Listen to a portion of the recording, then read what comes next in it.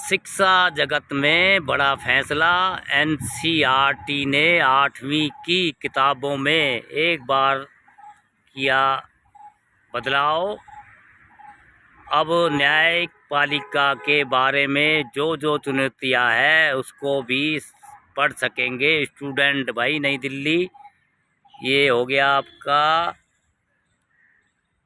8वीं कक्षा के नए एनसीईआरटी की सामाजिक विज्ञान की नई पाठ्य पुस्तक में कहा गया है कि भ्रष्टाचार, लंबित मुकदमों की बड़ी संख्या और न्यायाधीशों की पर्याप्त कमी और न्यायिक प्रणाली के सामने आने वाली चुनौतियों में शामिल है। एनसीईआरटी की नई किताब के न्यायपालिका में भ्रष्टाचार नामक खंड में कहा गया है कि न्यायाधीश एक आचार संहिता में बंधे होते हैं जो न केवल अदालत में उनके व्यवहार को नियंत्रित करती है बल्कि अदालत के बाहर उनके आचरण को भी नियंत्रित करती है।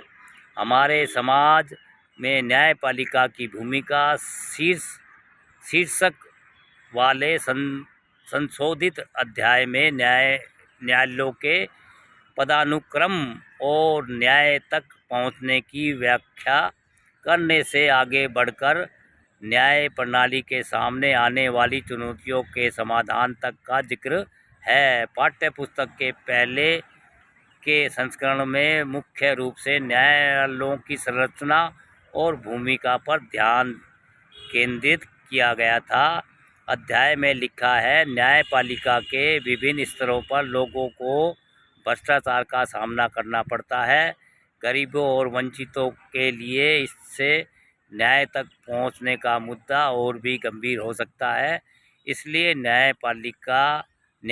न्यायिक प्रणाली में विश्वास और पारदर्शिता बढ़ाने के लिए राज्य और केंद्र स्तर पर लगातार प्रयास किए जा रहे हैं, जिनमें प्रौद्योगिकी का उपयोग भी शामिल है। और आज भी भ्रष्टाचार के मामले सामने आए, उनके खिलाफ त्वरित और निर्णायक कार्रवाई की जा रही है। पुस्तक के अनुसार उच्चतम न्यायालय में लंबित मुकदमों की अनुमानित संख्या 81,000 है। उस न्यायालय में 62.40 लाख और जिला एवं अधीनस्थ न्यायालयों में 4.70 करोड़ मामले लंबित हैं। दोस्तों, शिक्षा जगत में एक बड़ा फैसला। एनसीईआरटी ने 8वीं की कक्षा में किया बदलाव। दोस्तों भैया, सरकारें क्या करती है क्या नहीं करती है भाई, हो सकता है कोई इन्होंने हिंदू मुस्लिम करके कोई धार्मिक आधार ना जोड़ दिया हो। भाई चलती रहेगी दुनियादारी। जैसी शिक्षा बच्चों को दोगे उनको वैसे ही तो ज्ञान विकास होगा।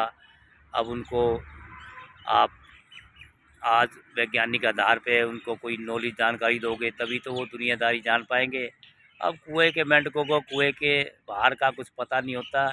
इसलिए भैया, शिक्षा नीति ही देश को आगे बढ़ा सकती है और शिक्षा नीति ही उसको फिर 5,000 10,000 पहले हड़प्पा मोहनजोदड़ो की सभ्यता से आगे ले जाके फिर आदि मानव में भी ले जा सकती है। दोस्तों